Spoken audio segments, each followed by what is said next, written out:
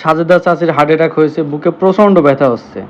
তার হাজব্যান্ড নেই, একটা ছেলে আছে ঢাকায় কাজ করে, তার নাকি একটু জ্ঞান বুদ্ধি কম, আর একটা মেয়ে, তার বিয়ে হয়ে গেছে। বাড়িতে তিনি একাই থাকেন। তো এই মুহূর্তে তাকে হাসপাতালে নেওয়ার মতো কেউ নাই।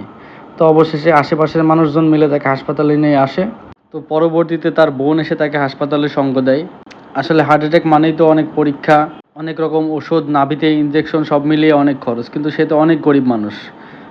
ঠিক তখনই আমাদের কুষ্টিয়ার মানবিক ডাক্তার মুসা কবির স্যার টাকা দিয়ে হেল্প করেন এবং রোগীর বন্ধু পরীক্ষা নিরীক্ষাতে 50% ছাড়ের ব্যবস্থা সহ, তারা যেন কোনো দালালের খপ্পরে না পড়ে, এই জন্য রোগীর বন্ধু নিজেই ডায়াগনস্টিকে গিয়ে টাকা পয়সা দিয়ে সেখান থেকে লোক নিয়ে আসে রক্ত নিয়ে যাওয়ার জন্য।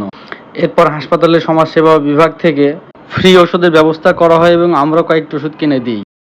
ওই একটা ছেলে ছিল, তোমার ব্রেন টিউমার হয়েছিল, সেখানে ঢাকা মাকা বেড়াইছিল।